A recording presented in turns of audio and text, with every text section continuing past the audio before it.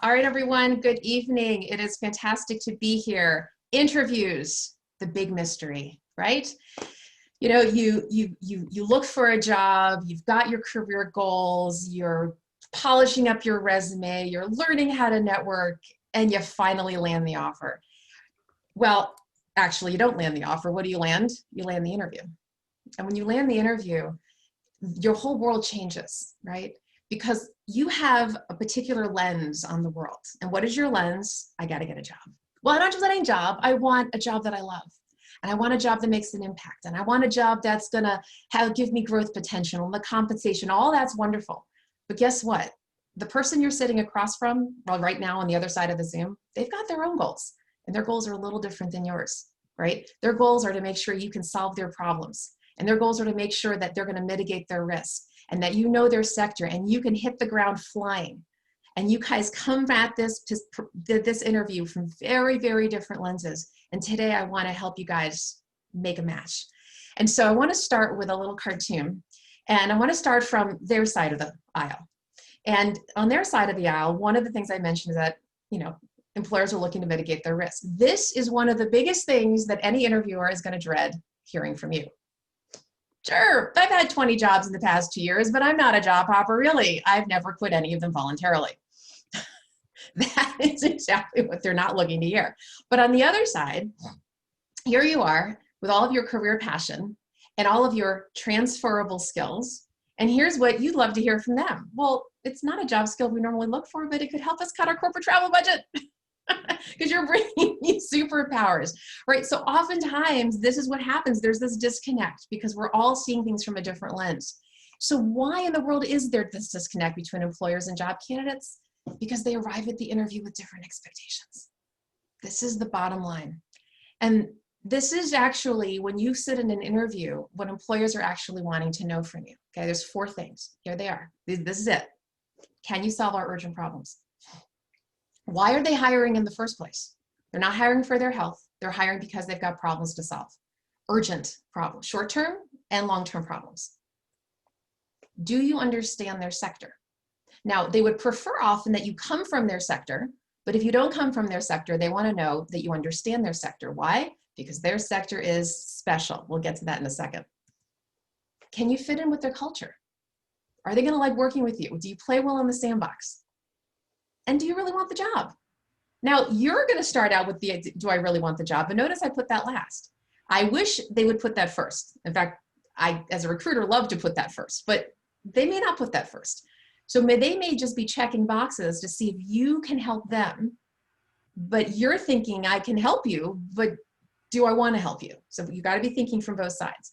So here is kind of the subtext of when I say what the employer really is really thinking, okay?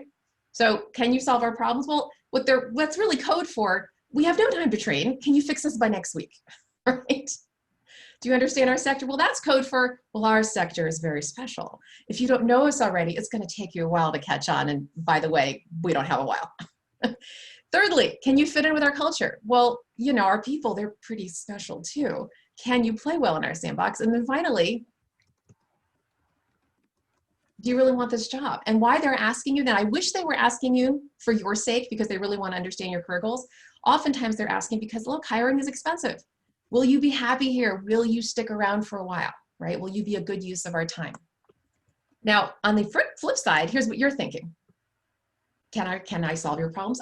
Can I solve your problems? I was born to solve problems, right? This is super heroic, right? The image that we have of ourselves. Do I understand your sector? Well, look, I don't come from your sector, but look, I'm a quick study. And hey, I can bring a fresh perspective. Can I fit in with your culture? Are you kidding me? Culture fit? You'll wonder what you did without me this whole time. That's how amazing I am. And do you really want this job? Well, of course I want this job. That's of course why I applied, but the mission looks great. I've got lots of transferable skills. And by the way, paying the bills would certainly be appreciated. Okay, so you see how we come at things from a little different perspective. So how do you move from a job opportunity to a job offer? By making sure it's a mutual fit. That's what this whole thing is about, is mutual fit. Now, if I had another hour and a half, we could talk all about how to ensure that it's a fit for you. Today, because I titled this Interviews That Land the Offer, we're going to make sure that it's a fit for them. Okay, so understand it's 2 sides, but I want to really give you the tools to make sure that you're aligning with what this employer is looking for. So here's the first thing. Read the job description. I'm saying that slowly and clearly because most people don't. Most job candidates do what I call the 60-second cursory look of a job posting. Now, by the way, just to be fair, most recruiters only take 6 seconds to look at your resume. Okay, so you're at least doing it 10 times more than they are. But still, it's very, very common for job seekers to take that job posting and you'll go whoosh. And why? Because if you've seen one project management job, you've seen them all. If you've seen one marketing job, you've seen them all, right? That's what you're thinking because they look very similar. And yet somebody took the time to craft that announcement very, very specifically. So how do you read every sentence thoroughly? Well, first of all, when you're reading, this is the lens you want to look with. What are the urgent problems this employer wants you to solve? The answers to those questions are actually baked in that announcement. And it's baked in there, first of all, in the key responsibility section, in the first few bullets, not in bullet 12, in bullet 1, 2, 3, maybe 4. When you're looking at this section, you want to start doing some analysis, okay? You want to start what are they really saying here? Why? Be a detective. Why did they write it this way? What are their goals? What are their objectives? What are they really trying to tell me that they need me to solve? And next, what are the required and the preferred skills and the industry experience that are highlighted in the first few bullets of the qualification section? So you're going to look at the responsibility section in the first few bullets.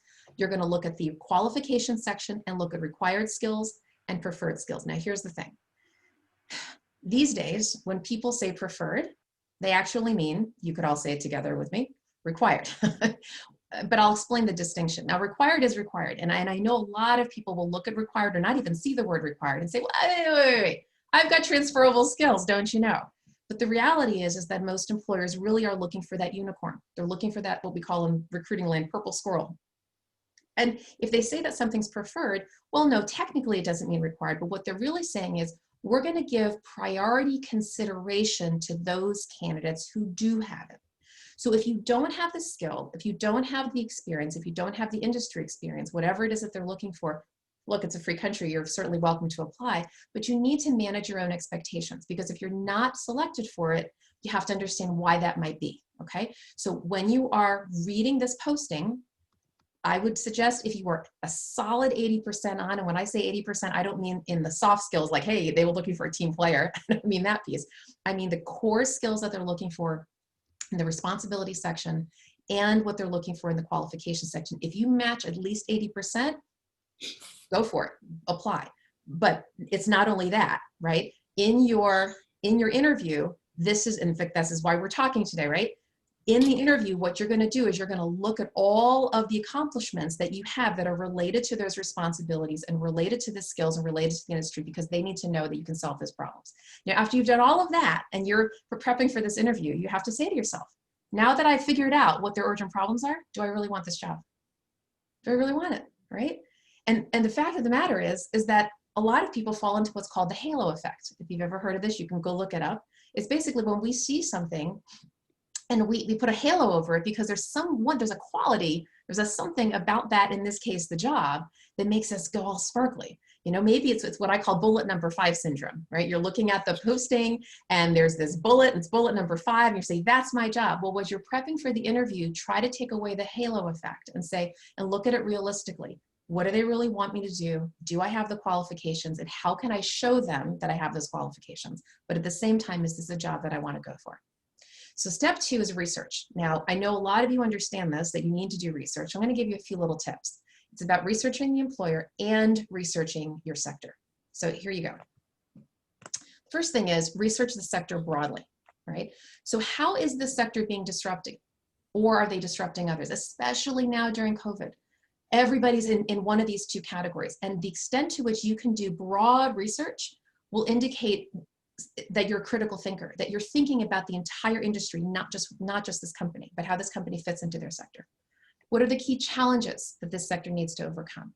And as you're looking at the key challenges, say, well, look, do I have any insights about ways that they can address those challenges? Now, no matter what job you have, somehow, some way, your job connects all the way back to how the sector is being disrupted.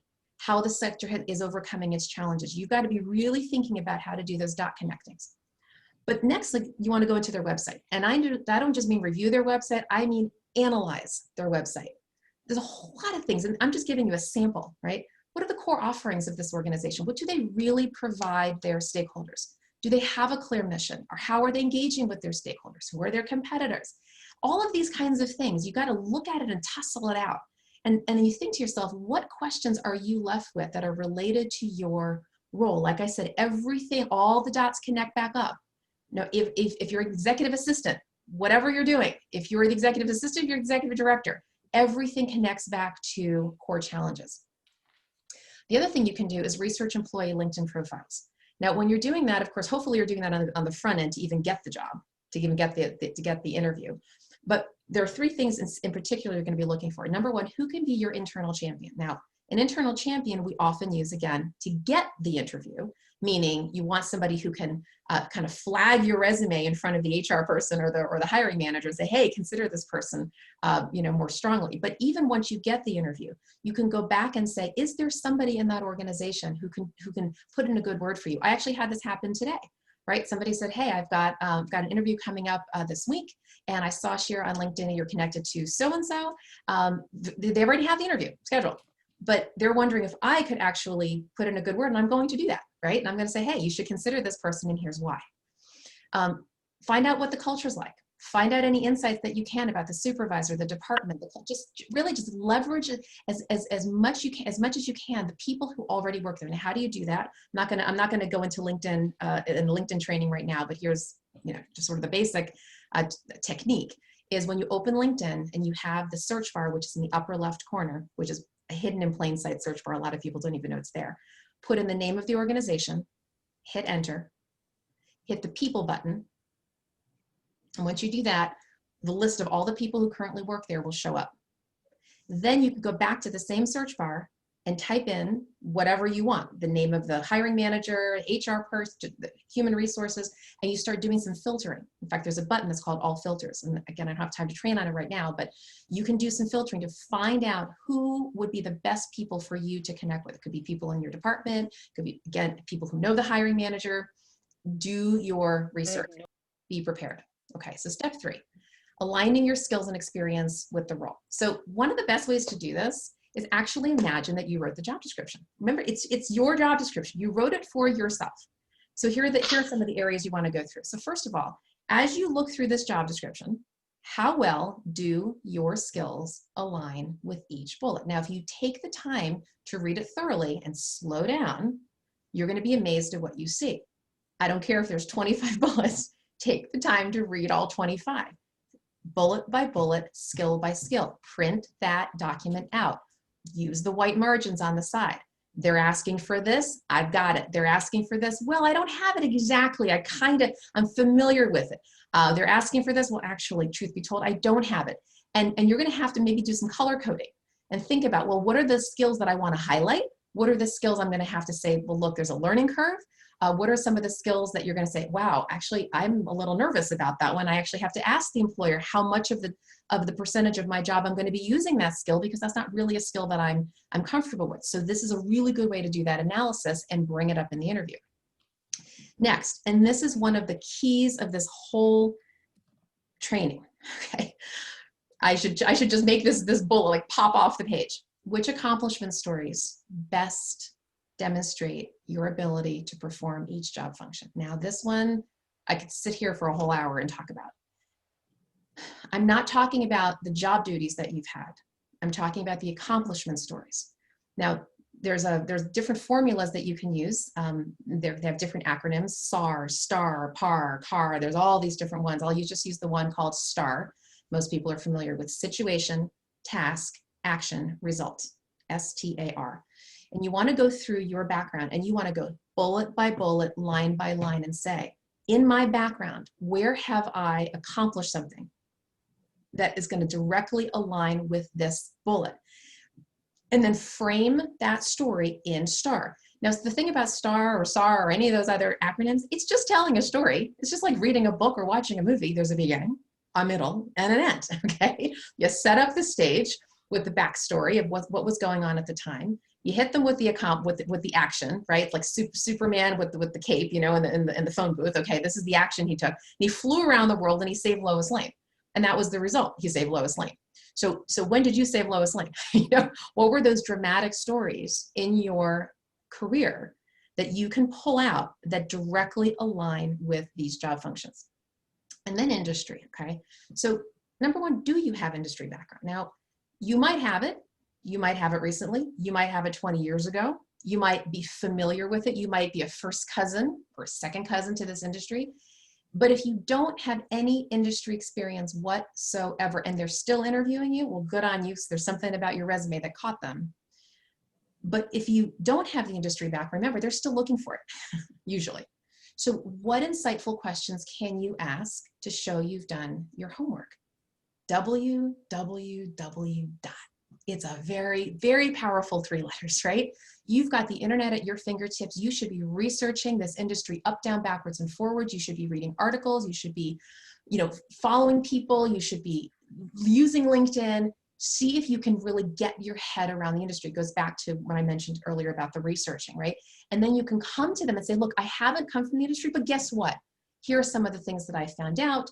Am I correct in my thinking, right? You actually engage them in a conversation. They're going to be so impressed that you took the time to really go into it. In fact, I'll give you a very quick example. So last year I did a search for a CEO for a trade association. And the association is in the energy industry. Well, as you'd imagine, the search committee really wanted candidates from the energy industry, specifically energy associations. So I go and do my search, and of the 6 candidates that they ended up interviewing, 5 of them had energy background, but 1 of them didn't. And the reason why 1 of them didn't, the guy's name is Steve, and he knows I talk about him all the time.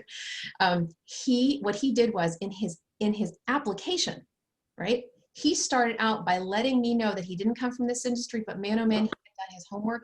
And he started to go on about all the challenges. And by the time he got to the interview, he was pouring out information. By the time he got to the interview with the search committee, he had done a PowerPoint presentation that'll knock your socks off. He knew that sector sometimes in a lot of ways better than they did.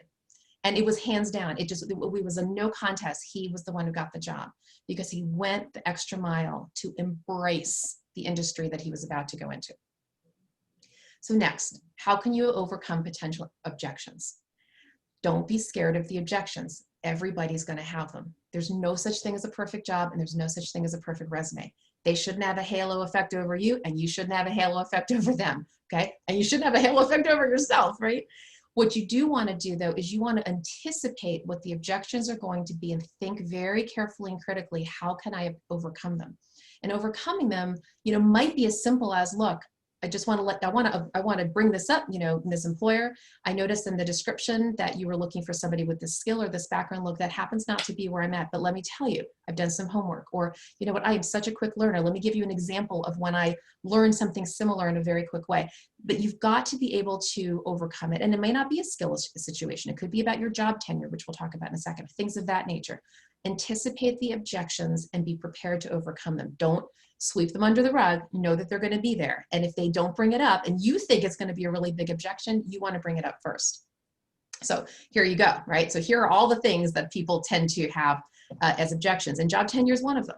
And some of you have, you know, job tenure that might be a little short, right? Maybe not 20 jobs in 2 years, but you've had to move around for whatever reason, And I know there are reasons for everything. Now, here's the thing. When you are overcoming job tenure, particularly if it's short tenure, I'll talk about long tenure in a second. There can be an objection with long tenure. If it's short tenure, one of the main tips that I can give you is this. It's actually a 2-parter. Don't be emotional about your responses, and don't ever throw your employer under the bus. Don't be emotional and don't throw them under the bus. I know there are stories. I know some of these stories can be very delicate. I know sometimes it can feel very personal for whatever reason. Maybe you know, you were laid off, and maybe you don't even know why. But when you're thinking about your response, what you're trying to do here is you're trying to give a response to this employer that puts them at ease, that makes them feel like, look, maybe there are circumstances that were out of your control, and some of the things you can talk about, especially now if you were laid off in COVID, economic reasons. And even if you weren't laid off in COVID, maybe it was before then. Look, the organization was going in another direction. We had a change in management. you know, it wasn't the right fit. It might have been that you were looking for a job before you got laid off, whatever it is, but you want to keep it short, keep it non-emotional, and just say, look, things happen, things change. If you do have a story, a short story, you can certainly do that. And by the way, if your job was eliminated, no shame in that, ever. You can absolutely say my job was eliminated. They restructured the organization, restructured the job, all of that's fine. But make sure that you address job tenure if you feel like it needs to be addressed. And then again, your reason for leaving jobs. So it could be short tenure. By the way, I mentioned long tenure. So it used to be that being at a job for 25 or 30 years was a badge of honor. That was in a different generation. Now, Gen Xers have kind of made it, and millennials have made it very commonplace to do a lot more sort of movement. So we unfortunately have this thing on the other side when someone's been in a job for 20, 25 or so years, or what have you, around there, where somebody can think, oh, well, why have you been there for so long?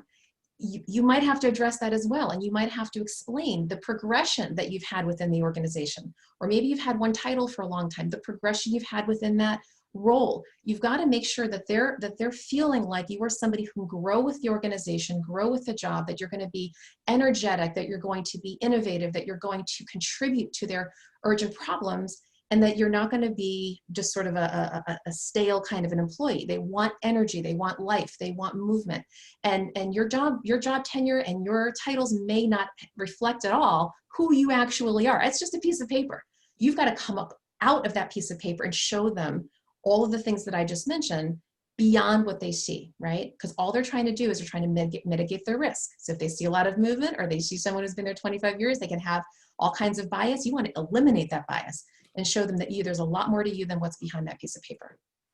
And again, if you have an unusual career history, or maybe you're a career changer, maybe you had to take a break for a certain amount of time to care for children, to care for parents, care for yourself, whatever the situation, maybe you changed careers, several times. Have good explanations for each one of those. Now, I'm not suggesting that you have to go back, to the beginning of time and explain everything, but if somebody asks you, be prepared to respond. And by the way, we'll get to the tell me about yourself in a second.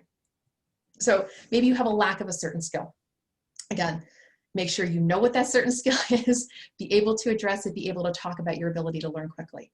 And then of course, there's this perception of being overqualified, which could be code for ageism. Yes, I know ageism is alive and well. It's one of the questions that a lot of you talk about. I'm a career coach and I'm a recruiter, and I hear it every single day. And it's actually the reason why I started a community-based program that I'll mention later on called Boomer Works. Our mission is to empower people to re-career into self-employment because of ageism. So it's definitely around. That said, Michael was very, very keen. He happened to mention his age, and he said he's turning 60, and a lot of folks over 50 have this fear. Well, look, Gordon landed a job. I have met people who are, much more seasoned than Gordon who have landed roles. So you can land a role at any age. But the idea of overqualified, what the employer is basically saying is, look, their perception, rightly, wrongly, or indifferently, is that if you have too much experience, you may not want this job for very long. If you have too much experience, you might come in there and say, well, I've been there, done that, and I know the rules of the road. And sometimes people can be a little belligerent, right? When they've done a role for a long time, the people who maybe have less experience who are in the organization with you might feel a little intimidated by that, right? So there are all these different biases around overqualification. If you believe that is something that's going to be brought up, be able to address it. Talk about your flexibility, talk about your agility, talk about your openness and your willingness to be coached and mentored, and how excited you are about this role, and right. And even if even before the interview, in your cover letter, if you think that overqualification might be an objection, you can address it there as well. So let's talk about your initial screening with the recruiter. And I say recruiter, it could be anybody, right? It could be, if it's a larger company, it'll be the corporate recruiter. Sometimes it'll be a third-party recruiter like myself. Could be just the HR person who's not technically a recruiter, but they're just a generalist. But anyways, it's the initial screen. So here's the deal with the initial screen. Their job is to maximize the hiring manager's time. That is what they do. It's their raison d'etre, right? They have hundreds, can I just say that again? Hundreds of resumes that they have been combing through. They have narrowed down that pool. Maybe they've narrowed it down to 20 people or 10 people or whatever it is that they can handle. They're not going to send those 10 or 20 people over to the hiring manager. They're going to send 5, 6, 7, Less. The hiring manager might say, I want to see your top 3. So how are they going to screen? Well, there's a bunch of things that they're looking for, right? This is their little checkbox. Can they do a job? Basic job requirements. And they just go check, check, check, check, check. And it might sound a little perfunctory, and it might sound like, oh, when are we going to get to the good stuff? Nope, they're just making sure you can do the job. They're going to talk about compensation. I have a different slide later that will talk about a formula that you can use to handle compensation, but they want to know. They don't want to waste their time. They don't want to waste your time, right? That's often why they'll bring up comp in the beginning. Job location, which of course these days is oftentimes remote, but not always. They need to make sure, right? Is the location going to be right for you? And generally, they want to know about culture fit. They're not going to necessarily ask all the questions about culture right now, but they got to get a little bit of a sense for you. And then there's the tell me about yourself, okay? Which oftentimes employers will open with. In fact, it's such a thing that 40 Plus, which is an organization around here, they have a training, and they call it the TMAY, tell me about yourself training, okay? And the answer to that question is really what I say here. It's, why are you right for us? Or another way to say that is, why you, why us, why now? Here's what they're not looking for. They're not looking for you to go back to the beginning of time and say, well, no, it was 1924 and I was born in a log cabin in Idaho. No, they don't want that. They don't want you to go back to the beginning of your resume. That's not going to be helpful for them. What they are looking for is they want to know where you are right now. Why are you sitting right here in front of them interviewing for this job? Why are you right for them? That means you need to know your career brand. That means that you need to know your superpowers. That means that you need to know the urgent problems that you help organizations solve. That means you have to have done your research to be able to have a statement that says, look, I am this fill in the blank professional. I help these kinds of organizations solve these kinds of problems in these kinds of ways. Let me say that again. I am a fill in the blank professional. I help these kinds of organizations solve these kinds of problems in these kinds of ways. And let me share with you why I'm here today. Because I believe that I'm in a unique position to help you solve these particular challenges. When you open up with something like that, you've got them at hello. Because now you're validating this interview that you're having with them, right? Okay, so that's a tell me about yourself. And by the way, when you're talking to the recruiter, even though oftentimes the recruiter does not have very specific information about the job, and I get it, right? Recruiters, they are, especially corporate recruiters, meaning the ones who work in a company, they oftentimes have, this is no exaggeration, 30 to 50 open jobs on their desk at any one time. Yes, especially technology companies, right? But big companies, that's why the recruiters hire, is to just fill those jobs. And so as a result, there's no way that they can learn all of the intricacies of every role. So here you are, you've prepped, you've researched, you've got your accomplishment stories, you're ready to rock. And then they're like, check, check, check. And you're just like, let me ask something really interesting. It's okay if you get to the place where they say, what questions do you have for me?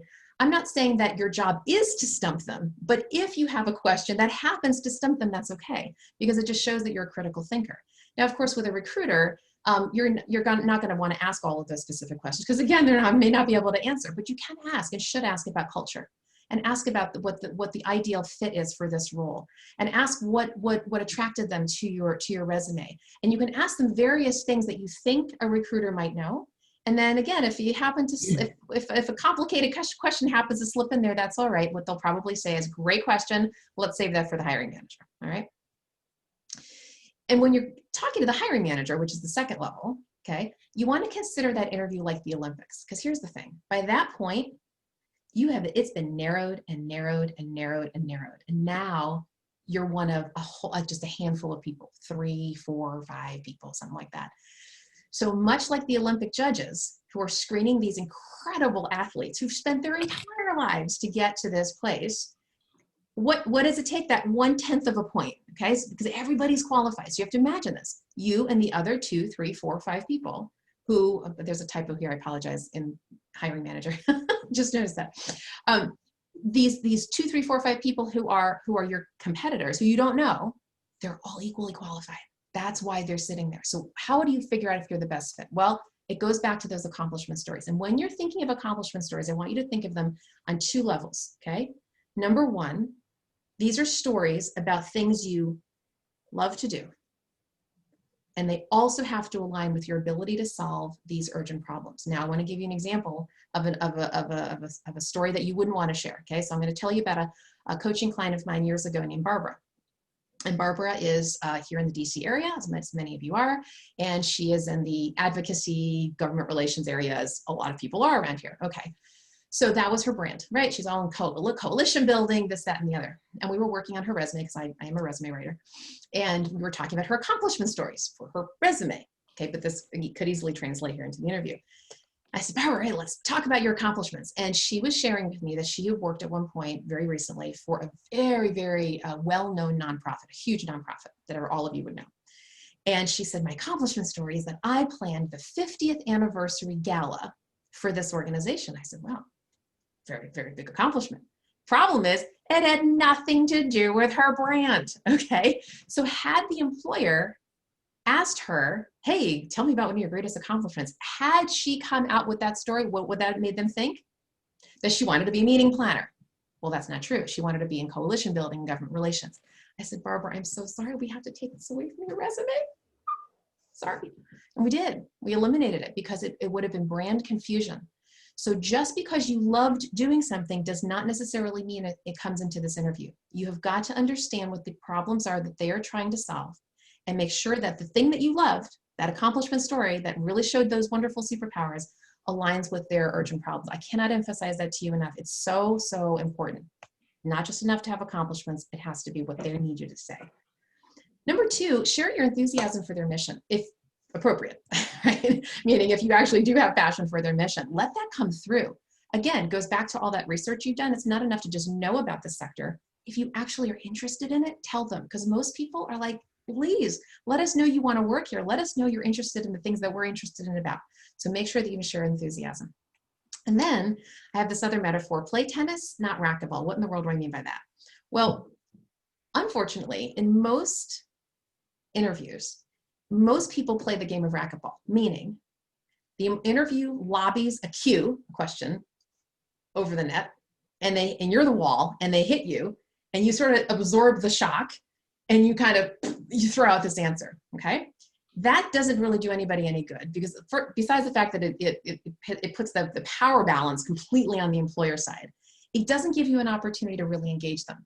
So what I suggest is you play tennis. They lobby a cue, you answer it, you lobby a cue back over to them, and they answer, and all of a sudden you're having a conversation. And the benefit of this methodology is that you can demonstrate your critical thinking skills by following up on their questions with your strategic questions about the sector, the organization, or the role. So the way that it kind of works is, they have their question, and by the way, when reflecting on their question, you don't have to actually answer it in that second. You can take a pause, think. You could, if you need to, paraphrase the question back to them just to make sure you're answering what they're actually asking, not what you think they're asking. Got that? You can paraphrase it back, and then they might actually clarify it. But then once the real question comes to you, take that second and pause, answer your question, and then do what I call put a mental semicolon at the end of your paragraph, meaning you've finished up your story, but before you completely close down, you don't have to do this every time, but you could follow it up with another question and say, Miss Employer, that was a really great question that you asked me. First of all, did I answer it to your satisfaction? Any clarifications? And she's like, oh no, that's great. Then you say, well, it leads me to another question. And so I was really curious the way you framed that, and the phraseology you used, and I'm kind of curious about, and then you ask her something else. Now all of a sudden she's talking about the job. And she's talking about the job, and you're listening, and now you're thinking about new accomplishment stories, and all of a sudden you have this fluid conversation, and you're playing a game of tennis, not racquetball. Again, key tip for you. Okay, so another thing is you can ask this employer, how would they define success after the first 12 months? It's one of the best ways for you to get from them what success is going to look like. What are the metrics that they are going to be evaluating about your candidacy? When they actually let you know that, basically a year from now, what is my evaluation going to look like? You can start speaking into that. And what it's going to do is it's going to show you what their actual urgent problems are. What are the short-term goals? What are the hot things on their plate that they want you to solve right now?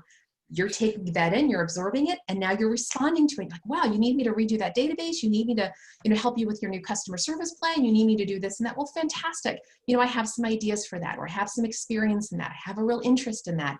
And again, you're playing a game of tennis. Now, notice the word in parentheses here. Humbly offer ideas about how you would immediately begin to solve their problems.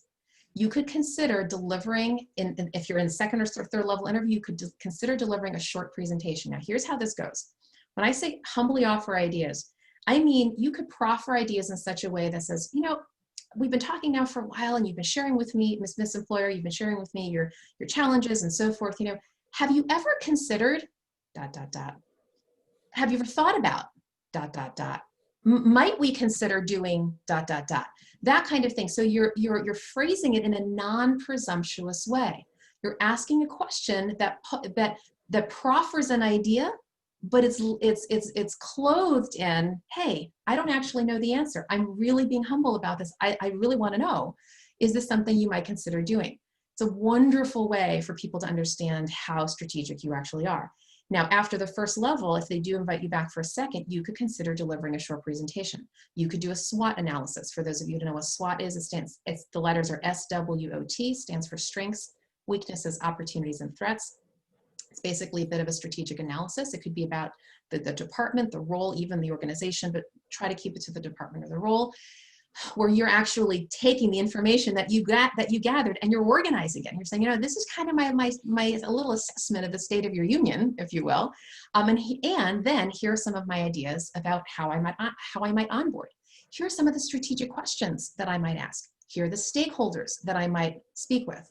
Right? All of that could go in your presentation. Now you're thinking, well, they're not expecting me to give them a presentation. How do I do that? Well, you can set that up. So you usually have an HR person or a hiring manager who's right, excuse me, you have an HR person or a recruiter who is, is your intermediary. When you're being set up for that second interview or third, you could say to them, you know what, Mr. Recruiter, what I'd like to do is, if it's okay, with you and with the hiring manager, I'd like to deliver a short presentation, about 10 minutes, maybe 15. Would that be okay? You get permission. And then just have that recruiter set that up with the hiring manager, especially now with Zoom interviews, makes it super easy to share your screen. Back pre-COVID days, I would just say, hey, bring an iPad or something and bring it with you.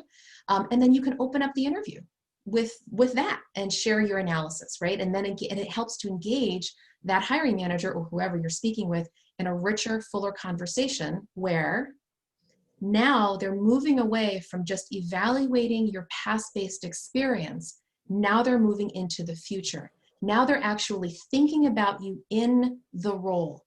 They're imagining you like a fly on the wall. They're like, what is this person actually going to be like to work with? How do they think? How do they engage me? What are their soft skills? How do they deal with feedback? And now all of a sudden you're there. Literally, they can see you right there in that role because you're engaging them in a future forward conversation, not just about what you've done in the past. There's a fallacy, I think, in the interviewing world where employers believe there's this concept called the behavioral interview, right? Behavioral interviews are fine. They'll say, tell me about a time when you did this or describe a time when you did that. And you can go and research the ways to do that. If someone could put them on mute, it looks like we have somebody who's off of mute. Thanks. So when they ask those questions, what the philosophy is, past-based experience indicates future performance. Well, you and I both know that's not always the case. A lot of times you may not have the experience, but you could be a rock star in that job. So as quickly as you can, you want to start getting them to talk about the role. You want to start offering ideas. And the more you do that in a humble way, or what I call the humble, confident way, the more they're going to be able to envision you in that job. And you want to close the deal. And as you're closing the deal, right, is not just sharing your enthusiasm, which you definitely want to do, but you can ask them two related questions. Number one, start positive. What do you find most attractive about my candidacy? What appeals to you about what I have to offer? Well, in the sales terminology, they're now closing themselves. They're now reaffirming, right, why they're actually interested in you. But the other side of sales is that you can't overcome an objection that you don't know exists. So a gentle way to ask that, in other words, do they have an objection about your candidacy, is, where can I offer you clarification about my candidacy, right? In the conversation that we've had, anything that gives you pink flag, a little pause, happy to overcome that. A lot of times the employer is thinking about something, but they didn't think to ask, or they were a little uncomfortable asking. Now you're giving them permission because you're being gracious about it and saying, where can I overcome something for you? Okay, so get them to talk about things that are positive and areas where you can get clarification. Now, panel interviews. So panel interviews are fun. They're quite fun when you're doing them pre-COVID and you're doing them in this, big room and you're sitting in the hot seat, right at the edge of the conference table. A little easier when you're doing it on Zoom. But no matter what, the concept is still the same. The first thing you want to do is definitely research, right? Research each panelist on LinkedIn, as I mentioned, put the organization's name in the search bar, hit enter, hit people, and all of a sudden you're going to come up with these folks. After you've done your research, you want to reference an element of their background during the discussion.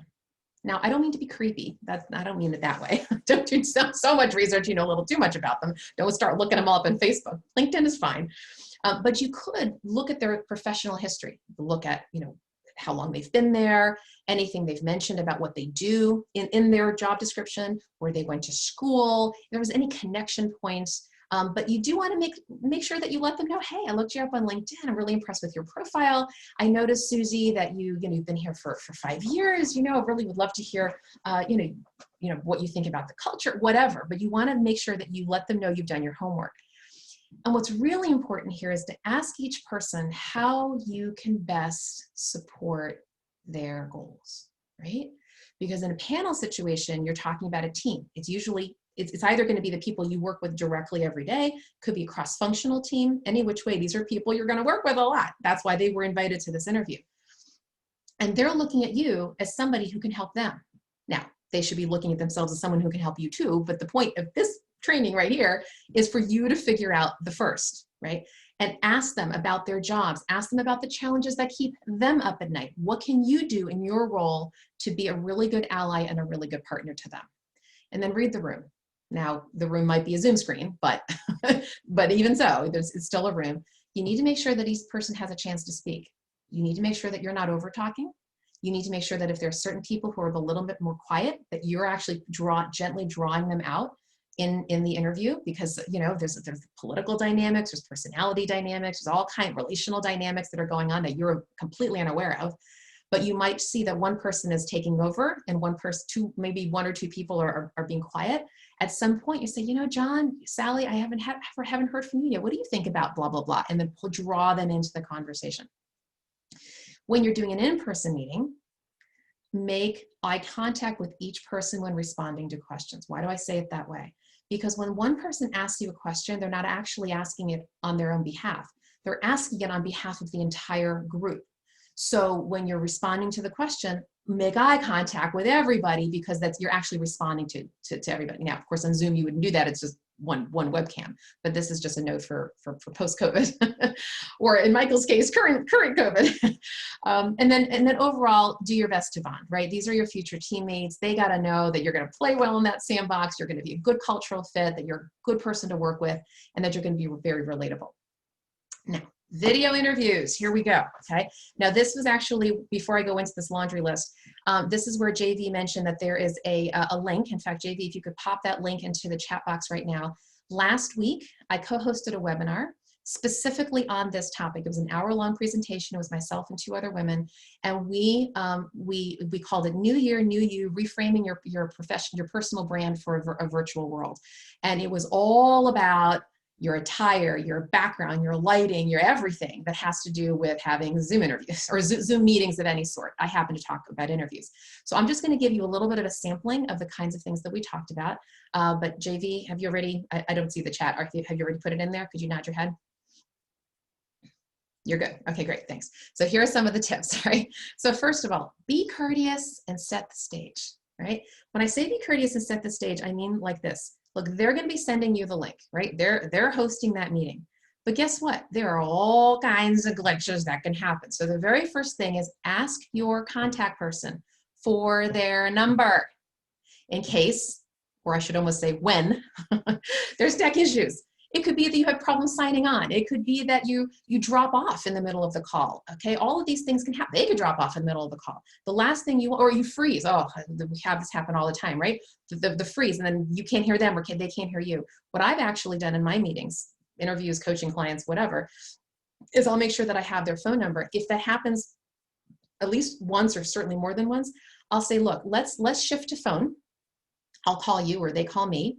We keep the Zoom on, we mute the screen, we mute the computer, mute the Zoom, right? But we actually talk by phone so that even if the bandwidth doesn't work for us, that we can still actually talk by phone. Check your Wi-Fi strength. I say that because, especially for those of you who have family members in your home and bandwidth is getting kind of low, you want to make sure that during your interview, you've got as much bandwidth as possible. So if possible, try to get the folks in your home to get off the internet if they can, at least for that hour, okay? So, but make sure that it's a strong, okay, lighting. One of the best tips around lighting is what they call 3-point lighting, all right? 3-point lighting means that you have lighting in front of you and on either side, okay? This takes a little bit of doing because, it depends on the time of day, it depends on the color of your walls, it depends on what you're wearing. I mean, oh my gosh, there's depends on your skin tone, your coloring, lots and lots of situations. One of the things that I recommend, and you'll hear more information about this on that webinar, is to purchase what's called a ring light. Okay, so what I'm going to do right now, I've prepared for this. I have a separate webcam that is attached to my computer right now. What I'm going to do is I'm going to remove it and I'm going to show you what a ring light is. Okay, ready? Here you go. That's a ring light. Okay, now this particular one has a long stand. Okay, did not cost very much at all. I think you can the cheapest one you can get is something like $15. I mean, that's obviously, not as effective. Well, it certainly could be effective. So if budget is a consideration for you, go for the cheap one. That's better than nothing. I would also recommend a webcam, not the one that's in your computer, but a separate one like I just showed you. You can get them typically for $50 or $60. Again, I realize that might be out of somebody's budget. If you can't, you can't, but if you can, it makes such a difference to have a clear picture. You want people to see you as opposed to being distracted by your background. I see that somebody raised their hand. If you could hold your questions for now, I have a lot to cover, and it's possible that I will be covering your questions. And then when the time comes for questions, if you could actually just put them in the chat box, it's going to be a lot easier, and then I'll do my best to answer them. Okay, have an organized, attractive background. So again, I'm going to use my own, and in the webinar, the person who was talking about it used herself as the example. So here's my situation, right? Tonight, I had to abscond somebody's office in my home, okay? This is not actually where I do my meetings. This is just because of the time of night that it is. So I had to make this background work for me. And so one of the things you'll see, there's a lot of books that's behind. In fact, there's more books than you can possibly see here. Books are fine because they actually are good and they keep things, they show kind of a sense of organization. But there's something in my background that doesn't quite work. And you might see that there's several books there on the bottom shelf that are white. It's a little bit distracting. Well, there wasn't really much I could do. Actually, I could have done. I could have taken it away. I wanted to leave it there to show you that there's all these little things that can happen. There's actually a plant behind me, you might see. And I'm covering it, right? Because I thought the plant might be distracting. It's nighttime. You see the curtains are closed. I'm looking for all these different things that might help you as the viewer, not focus on my background, but focus on who you're looking at. Another thing is the chair that I'm using, okay? This is a chair that actually has a high back. This is not the ideal chair to use for an interview, actually for any Zoom call. Why? Because it makes me look like I have wings. Okay, if I were doing a proper interview, I could even use a kitchen chair, but something that would not have those wings behind me. The other thing too is you'll see that I'm wearing, and I did this on purpose tonight for all of you, I'm wearing a suit jacket. The thing about a suit jacket is it's not only just appropriate for an interview, it actually gives structure to your frame. Now, if I knew that this is the only chair that I had, which is black, I actually wouldn't have just wore it. I decided to wear this just because I wanted to show you. I wouldn't wear a black jacket. I might wear a different color for contrast, okay? So you've got to be looking at all these different subtleties. And by the way, women, I need to mention something about attire. Because you only have this tiny little frame and the only thing that people are seeing is this headshot, if you wear a nice top, if that, maybe it's a dress or something that, looks really nice kind of top to bottom, but the only thing that they can see is the top, it could actually look like a t-shirt, right? Men don't have this issue because men are typically going to wear a suit. but not every woman wears a suit on an interview. A lot of women are wearing dresses or very nice tops. I highly recommend to wear a suit jacket for women because, again, not only does it look professional, but it gives you that structure that really helps to frame the shot very well. Eliminate personal distractions, noise, family members.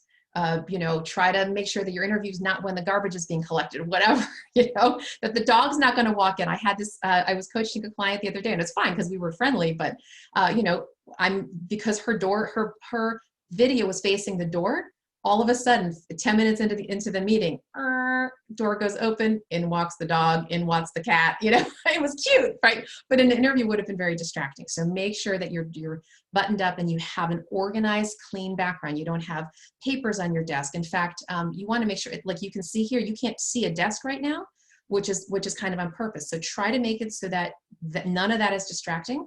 Also, by the way, you want to have just a little bit of room above your head. Not a lot, not down here, just a little. You'll see if you look at news anchors, it's really a good way to frame it. See how they're adjusting themselves. Here's another little courteous tip. Sign on to your video call only 1 minute before the start time. Now, the reason why I say that is because if you sign on any earlier than that, it could actually put undue pressure on the interviewer in two ways. Number one, this is especially for Zoom, whenever you sign on to your Zoom call, the host gets an email that you've signed on. And if you've signed on 10 minutes before and they're working on another project, they're getting pressure like, uh-oh, I don't want to make that person wait too much. And they're now they're a little pressure to kind of get you. The other thing is they may not see an email. You know what might happen? They might be on another Zoom call. And what happens is you come in their waiting room. So now you're in their waiting room for 10 minutes and they're feeling terrible that they're letting you sit in the waiting room, but they can't help it because they're on another call. So sign on 1 minute before. You can actually, in this case, sign on right on the money. If it's a 12 o'clock interview, you can sign on at 12, that's okay. Now you can check the Zoom link in advance, and I recommend you do that. But as far as the day of, it's different than pre-COVID when people were going to offices and you sat in the reception area and you were told to come in 10 minutes early and you talked to the receptionist. Absolutely. Zoom land, whole different set of protocols. And then once you get on the call, confirm how much time your host has allotted for the meeting. That's another courteous tip because people are often doing back-to-back interviews or back-to-back calls. And this is just in general, not just for interviews, just any kind of Zoom meeting that you have. And when you're nearing the end, be courteous and say, look, I understand we're coming to the end of our hour or 90 minutes, whatever it is.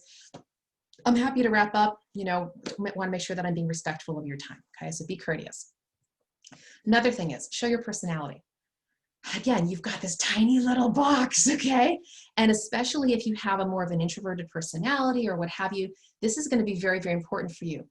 And I saw on LinkedIn, somebody, I think it was Deborah, somebody posted that, Bob, I think you actually recently shared this. Smile, okay? When you smile, you heighten your approachability, you make yourself more likable. And, we all have beautiful smiles. We got to let them show more. Don't be so serious, right? People want to know that you're going to, again, play well in the sandbox. You're going to be likable, that they're going to want to work with you. So your smile is one of the easiest ways to disarm and diffuse what could be actually a tense situation. In fact, when you walk down the street, well, we can't do that now with masks, but before masks, remember what it was like when you walk down the street. If you smile first, somebody's going to smile back at you. It's an instinct, right? So smile as much as you can. Lean forward sometimes to emphasize points and demonstrate your energy because you don't have the benefit of other kinds of body language. 80% of communication is nonverbal, which is of course why we all have issues with email, okay? We can't understand each other in email, but especially in a Zoom situation, yeah, it's better than the phone. And yet they can't see the rest of your body language. So you can lean forward, do a little bit, a little movement just to show people that you are, you've got some energy. And then leveraging technology. This one is really important. Reposition your webcam to look directly into someone's eyes. Let me stop there and make sure you get what I'm saying here, okay? This is very important. When you are on a traditional Zoom call, first of all, at the very, very least, you should be on speaker view, not on gallery view. When you're on gallery view, by the way, I'm talking Zoom language. I'm not an expert in Google Meet or Hangout or all of that. I'm really talking about Zoom. Most of us are using Zoom. Anyway, if you're on gallery view, what happens is your eyes are going to look to the left or to the right, wherever you see that person's box. So first things first, change it to speaker view. So at least you're going to be looking in the middle. Secondly, even if they're in speaker view, if you don't reposition your webcam, what's going to happen is you're not really going to be looking at them. You're going to be looking down. because you're looking at them, which is kind of down on your computer, which makes it look like you're not looking at them and that you're looking down. So what you do is in Zoom, you minimize your Zoom screen. Okay, so on your Zoom, you probably see it right now. There's a little minimize button in the upper right-hand corner. In fact, I would encourage you to do it right now. Tap on it, and what'll happen is the box that you're seeing of me, it'll turn into a tiny little square. Now you want to take that box and move it right underneath your webcam. Now, yes, I turn into a very small little picture, that's okay. But here there are two reasons why this is a great tip. The first thing is that now it looks like, because you're under the webcam, it looks like that you're looking in my eyes, if I could see you, which I can't right now. Number one. Number two, the cool thing about this is now all of a sudden you have access to your entire computer. You can pull up your resume, you can pull up their website, you can pull up your notes. You can take notes, they're never gonna know because it's right there, it's hidden in plain sight, right? So you're looking at them, and you can also be looking at your background and all your icons right there when you're doing the webcam. Offer to screen share your documents. Again, this is a benefit of using Zoom. Let's say you're talking about your resume. Let's say you're talking about their website. Say you're talking about the job description, a document that you're both looking at.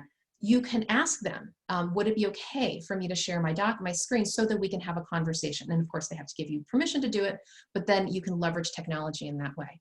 This is another courtesy.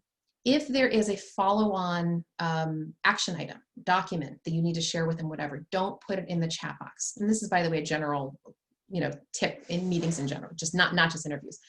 The reason why is because, look, in a situation like this, we have to chat with you. We don't have everybody's email at our fingertips, but if it's just you and that other person, if you only do chat, what happens is they might not save the chat, they might open it, they may not file it properly. When you email them, it actually gives them a thread, a documentation that they can file.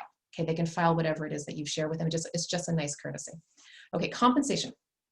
My favorite topic. So here's the thing about compensation. Coming at it from two different sides. Your job, get the most you can.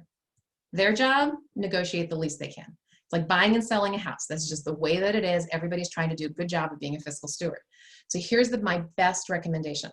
Here's the formula. First thing is, select an ideal target salary. Now, you're right, you're rolling your eyes. You're like, yeah, but you don't understand.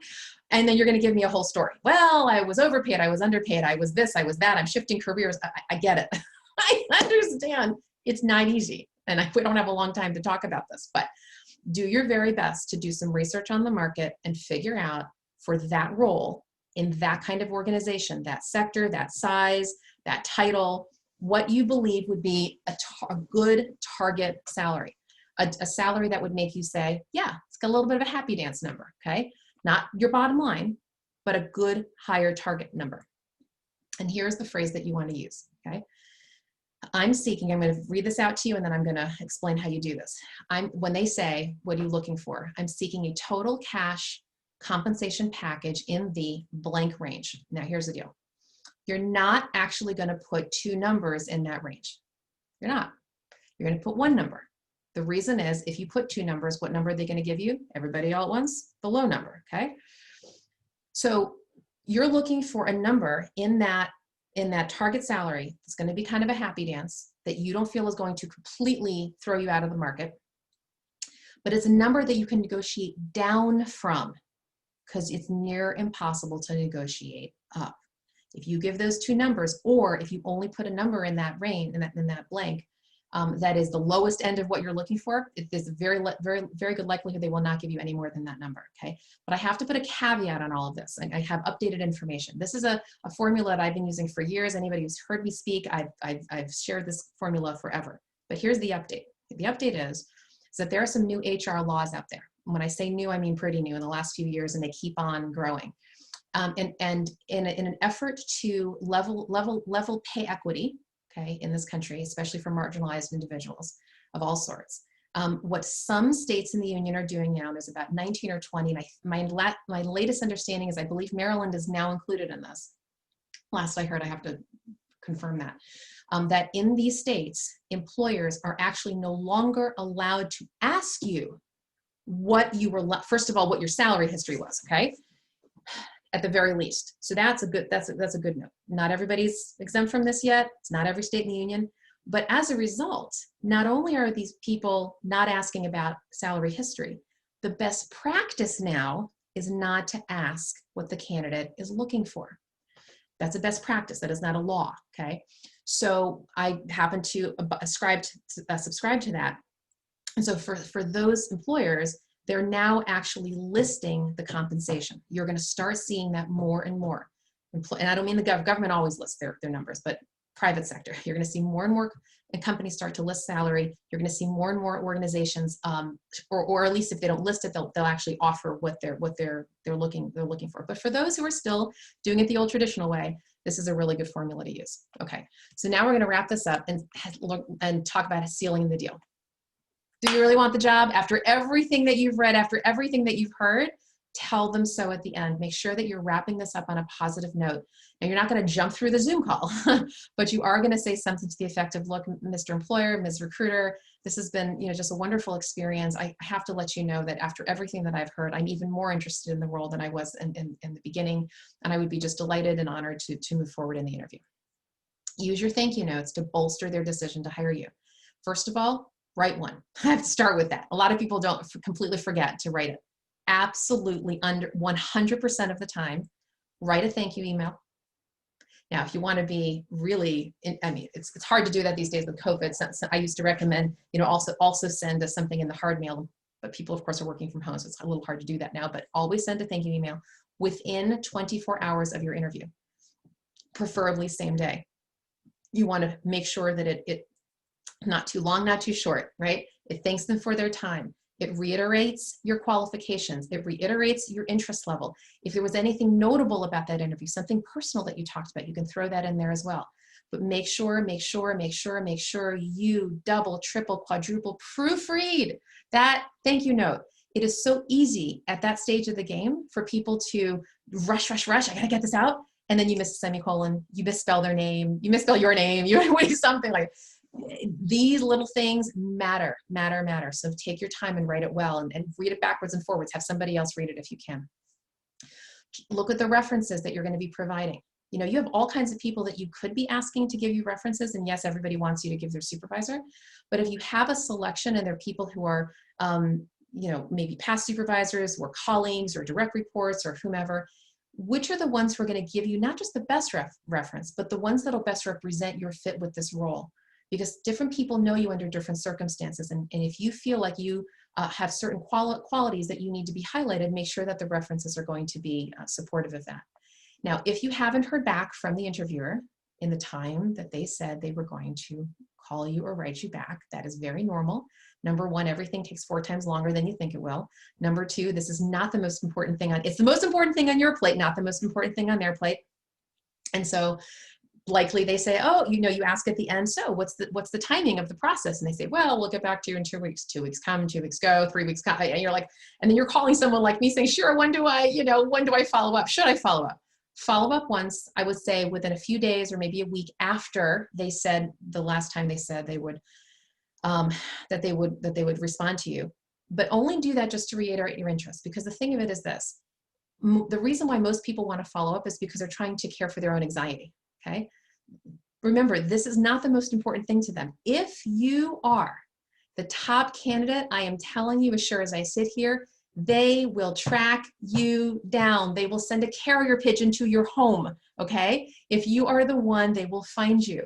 This isn't about assuaging your anxiety. I'm so sorry that they're not writing you back and closing the loop with you in a timely manner. It's just the way of the world. So pack your patience for every single interview. If they say they're going to get back to you and they don't on the right time, 1 email is fine. After that, just pray, Lord, is this the right job for me? If it is, it'll come, and that'll be that. And then is there any thought leadership, any industry articles, things that you've seen, in the news even, that you can send them that you think might be helpful? Is there any other way that you can creatively show your interest? Okay. So I know we're going to get into questions, and I know we're almost out of time, but you see, I knew there was a lot we had to cover. I'm going to share my contact information, then we'll get into chat. Okay, so here's my contact. If you need to chat with me directly, just feel free to write me here. Every Friday morning, and CNM has been very gracious in helping me promote this. Every Friday morning, I have an open Q&A for job seekers. I host it, and I have several other career experts with me. We call it Hire Moment Mastermind. Here is the meetup link, which you're welcome to grab.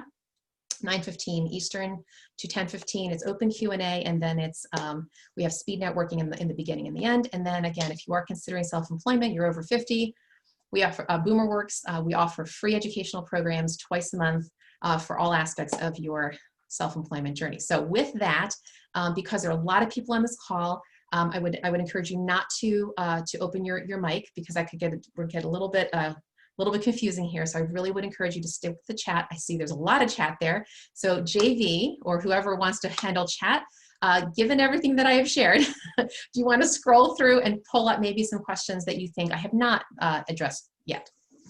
Yeah, sure. There were just two questions that came up, at least up until this point. One is, if we ask an employer what they like about our candidacy, won't that seem arrogant? No. Or make them wonder why perhaps I'm not a good candidate? In other words, couldn't that question backfire?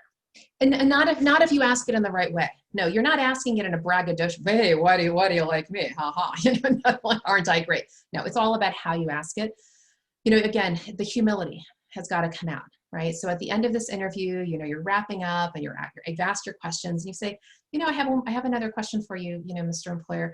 I'm kind of curious. You say just like this. I'm just kind of curious. You know, what was it really that you thought was attractive about my background? Why do you think that? And especially actually now that we've had this interview, why do you think I might be a good fit for the role? I'm really curious, because I want to understand better how you're seeing me, how you're perceiving my candidacy, to see where you think the alignment might be. Okay. Now, if you're asking it that way, you're basically saying, I want there to be a fit. And I might perceive the role one way. You might be perceiving my candidacy another. I want to see what you see. What happens there is, not only are they closing the deal for themselves, but they're highlighting the aspects of your background that they think are going to help them solve their urgent problems, which, by the way, not for nothing, that's going to tell you what they think is important. And by the way, what they think is important might be different when you think is important, which made you go, wait, they thought that was important? That was like the least of the things that I talked to. And in fact, I don't want them to think that that's important. So it might make you rethink the opportunity. I mean, it's a really good question, but again, just be humble and just ask it in a spirit of curiosity. Okay, Jamie? Here's a question from Paul Cudahy. Is it okay to ask the hiring manager if they have any candidates that are as good looking as they are? Absolutely. You know, I mean, it's absolutely right. It's all about good grooming. and naturally the answer is no, Paul, we don't have anyone as good who is as good looking as you. Right. So here's a good one for you. How do you bury a story that you want not to be discussed because you're still too emotional about it? It's a very good question. Well, first of all, you need to do your own self-preparation, okay, beforehand. You need to partner with somebody. It could be your spouse, your partner, your best friend, somebody, and you gotta emote about this. You gotta get this off of your chest. This is the first thing. This is not just about burying it, because if you bury it too much, you're gonna leak. In fact, you might leak out of your eyes. I've seen it happen many times. Truly, right? You can only squash something down, but so much it's gonna bounce back up. So you really do need to handle whatever the situation was. Number one. And number two, understand, look, I say this and I'm not trying to be glib. I have to practice what I preach all the time. And that is, it's not about you. Whatever happened wasn't about you. It was about them. Whatever the situation was, whether it was a business change, a new change in leadership, whatever, it just wasn't the right fit anymore. These things do happen. I realize it can be intensely personal and be highly emotional, but if you can sort of disassociate yourself from the emotional piece of it and say, well, I wonder why they felt that they had to do this. They didn't get up in the morning and they wanted to make my life miserable. That was not why they fired me, or that was not why XYZ situation happened. They had their own situation. Maybe they were hurt, or maybe they felt whatever, but it was because of them, not because necessarily of you. And so if you can deal with this emotionally, that's the best thing. If you haven't been able to completely get over it by the time you have the interview, you want to try to find the most objective aspect of this story. By the way, if the story has to come up at all, it may not. It may be something that you literally don't even have to deal with at all, and just don't deal with it.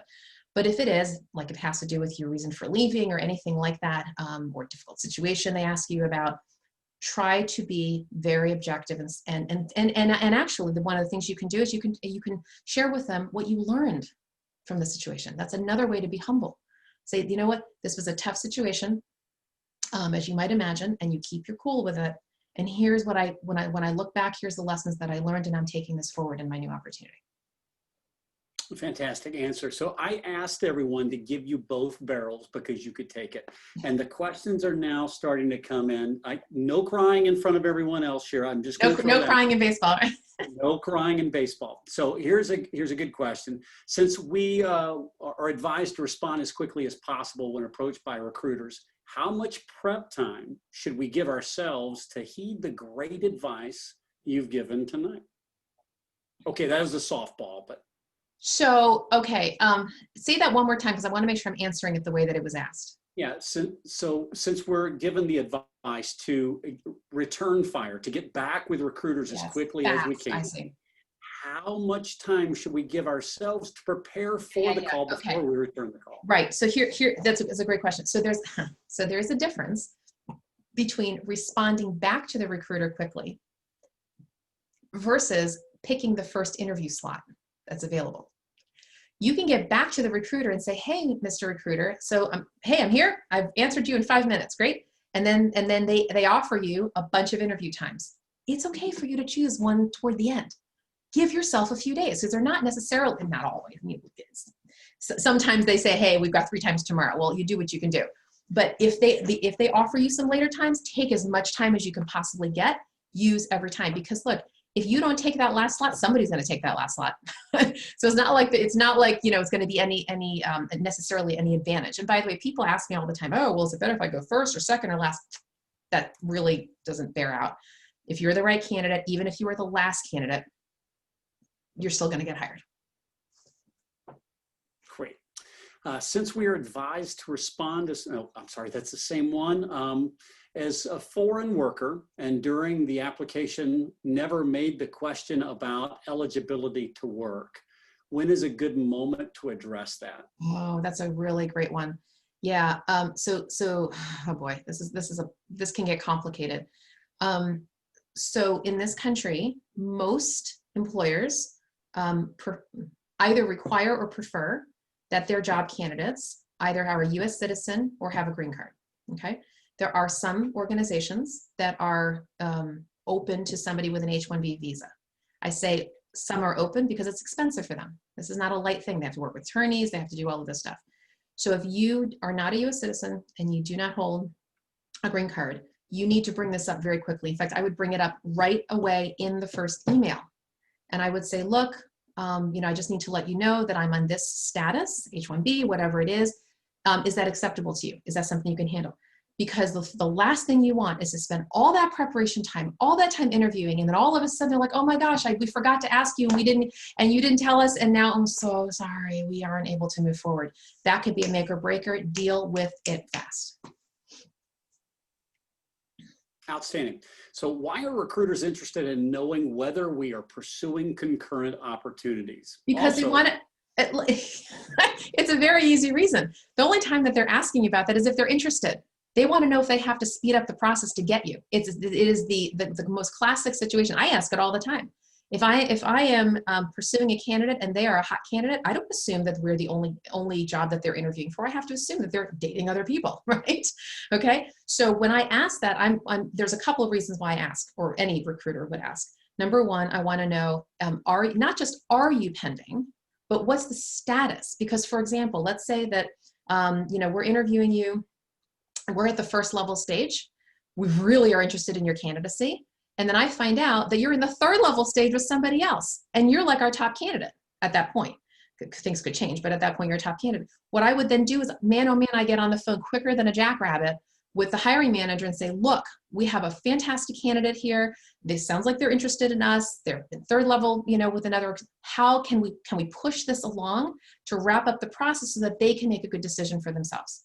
That's typically why we're asking. We want to know if we need to rush the process along. And by the way, not for nothing too, it's not just the timing of things, but sometimes we are in a position where we may want to do a little coaching with you, not in a totally appropriate way, because we want to ensure that this is the right job.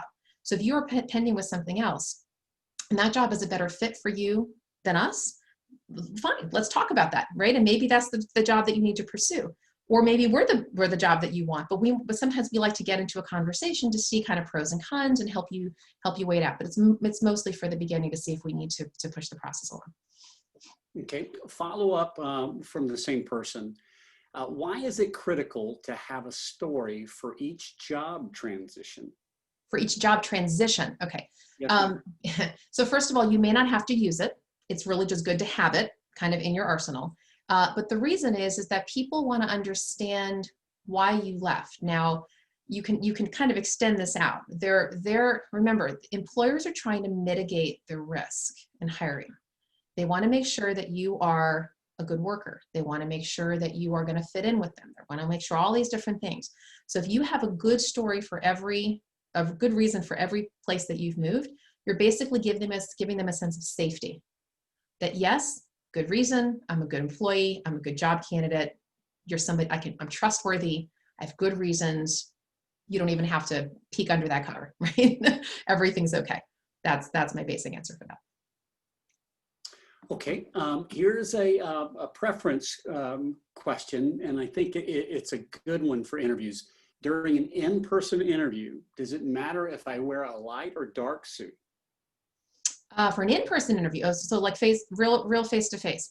And is this, I don't know how to ask this question right now. Okay, so if this person identifies as male, then I would recommend a darker suit. Black is fine. Navy blue is best. You could even go like an olive green, that kind of thing, but a darker suit is going to be more appropriate. For women, dark is fine. There's a lot more of a palette. I like dark just because it has more of a sense of solidity and a little more gravitas.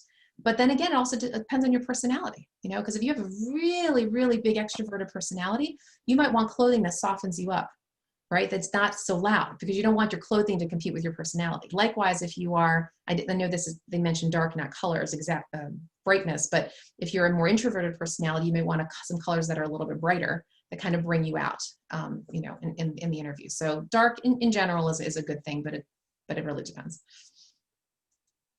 Okay, and we have a caller who would like to come online directly if we can.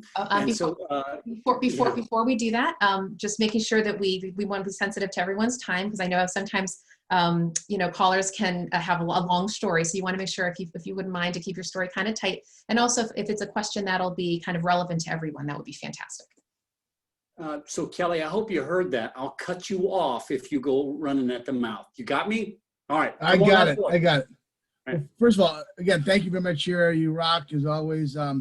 So I had an interview with a job that I was not qualified for, and I told the manager that, and he still let me do it. I sent a presentation that I got from someone else that got the job. But at the end, he goes, "Oh, by the way, you were not qualified for this job," and all this stuff. And I knew it, and I didn't. And it's a 4-panel interview. And when he said that afterwards, I was like, "Oh my God, I told you in the beginning." And you turn around and tell me then you're not qualified. I just kind of just left it alone, just said, yeah, no problem, I understand. And then just let it go. And he goes, well, I'm going to put you on my bench in case I need to hire somebody.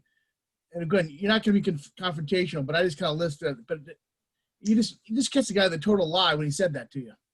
Well, I'm sorry that happened. That should not have. Oh, I don't care. I'm fine. Right. I don't care. What I would say is that if I could walk a mile in their shoes, maybe the reason why they did that is because they thought that, well, maybe you weren't exactly qualified, but maybe they thought, there was something redeeming, about your background. And they just wanted to test the waters to see how flexible the employer might be. So maybe they were just trying to have a larger candidate pool. And they said, well, look, he's got some things that are on target. So let's see if maybe the hiring manager will be open. Yeah, it was like 14 people, and I was one of the final 4 that got in there. Well, that says something. If you made it through, even though you weren't qualified. No, but it's funny, but it's just kind of, I don't know. I kind of laughed it off and just said whatever. But anyway, that's my thing. And I'm also, Fisher Kelly? University? Yeah. Fisher University? Kelly, I'm Yeah. going to cut you off. All right, we got a couple more questions, and we're right at the end of the night. It's 9:37. So let me get these out crisply. In a panel interview situation, how do you account for the diversity sensitivity when the hierarchy seems to be more of the norm? Basically, I guess, not diverse. I'd actually have to, and I wish we could have a fuller conversation about this, because I want to answer that. I want to answer that question sensitively, but I'm not quite sure what the underpinning of the question is. Could the person maybe add another note about that? What's the concern?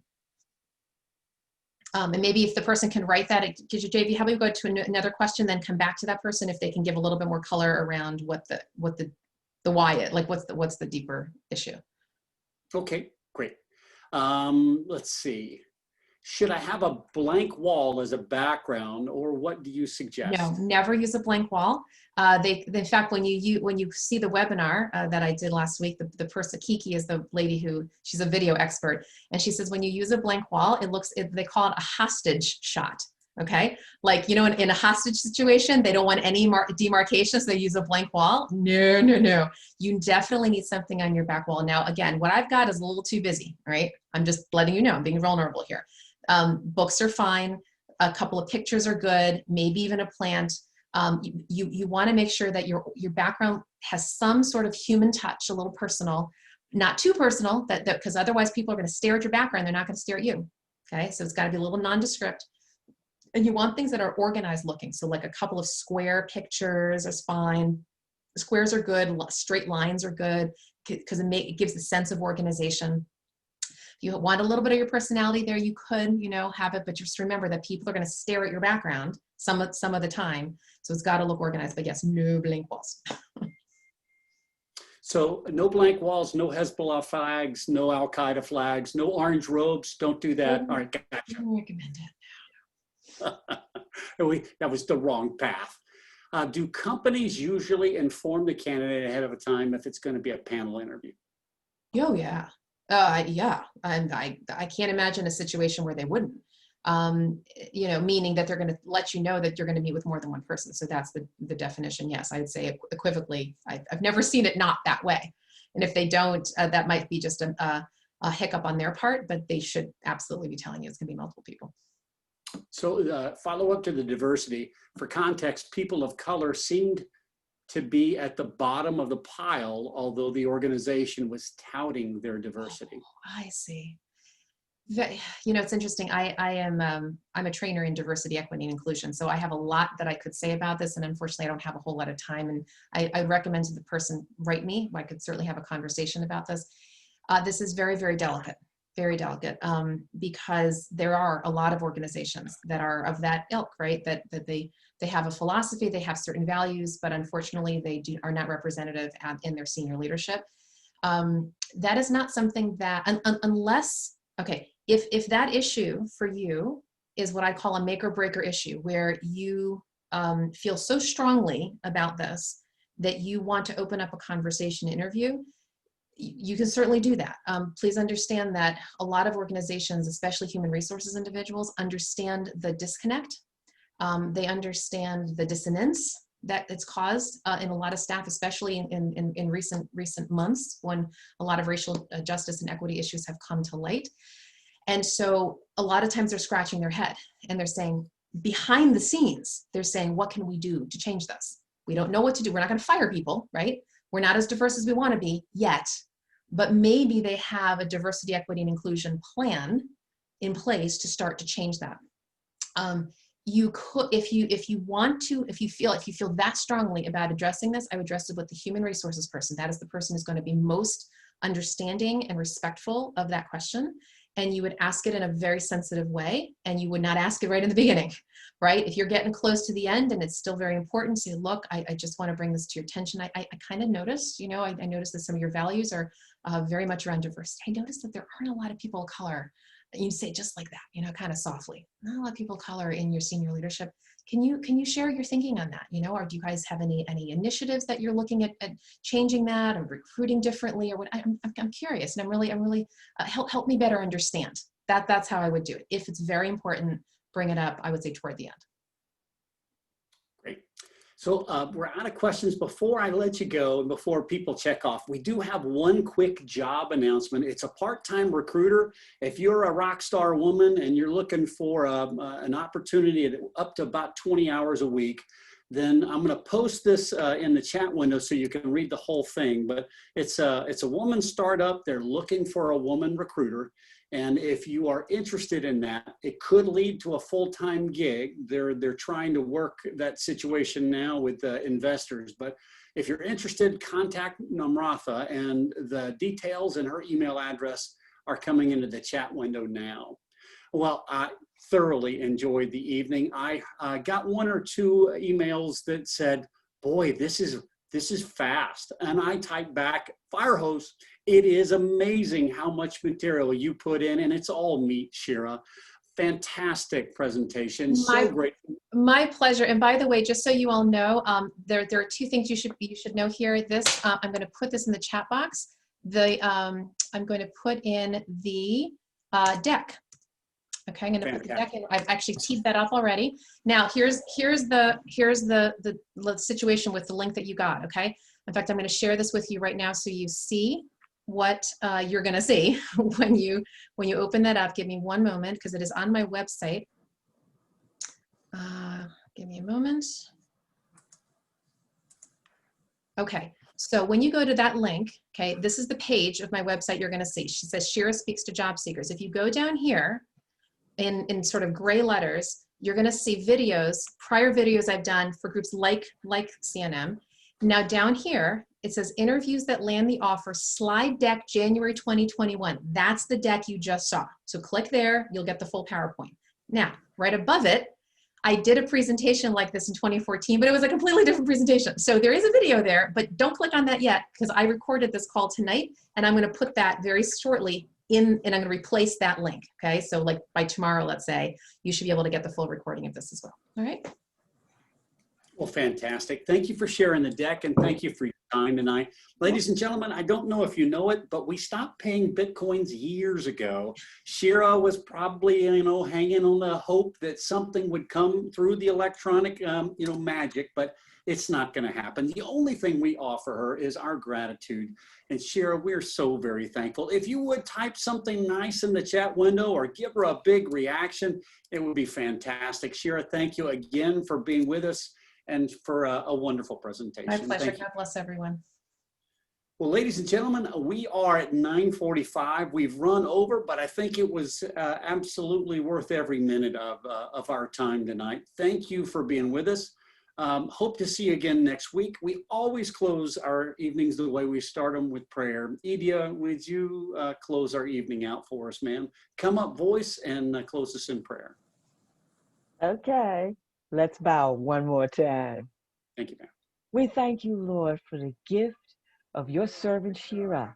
We ask you please to bless her life as she goes about her mission of helping people to find their place in life according to your will. We love you and want to honor you in every way we can, especially with the job search and with being in the right position according to the way you have built us. Work with us this week as we recall everything Shira has said this evening. We give you honor. We give you glory. We give you praise according to your matchless name. All of this we give you in Jesus' name. Amen. Amen. Amen. Thank you, Edia. Thank you, Mastermind. It's so good to see you. Very grateful, Shira. My pleasure. God bless her. God bless Hey, her. Shira, I did post your YouTube video in the chat. You did? Great. Yes. Terrific. Where's Fisher University? Oh, my husband went to St. John Fisher College for his doctorate, so that's the banner up there. Just curious. Just curious. All right, everyone, and feel free to join me on Friday mornings at 9:15 for an open Q&A with a whole bunch of lovely people like yourselves. I'm delighted to help you. Thanks a lot for your time. Awesome presentation. Take care. Excuse me, before the meeting gets disconnected, somebody posted the YouTube link doesn't work. It doesn't Yeah, work? Oh, I'll post it again. It's not working. It's at the very beginning of the slide deck, and I'll post it again here in just a second. Okay. Yeah, I tried to click if on you the video. can't, yeah, if you end up, for whatever reason, you can't find it or can't click on it, write me personally, and I'll resend it to you. That's working. The link I just posted is working. Yeah, that sound says that it's working. It's a countdown. Oh, that was already there. No, it's been posted several times. All right. Awesome job again. Okay, take care all.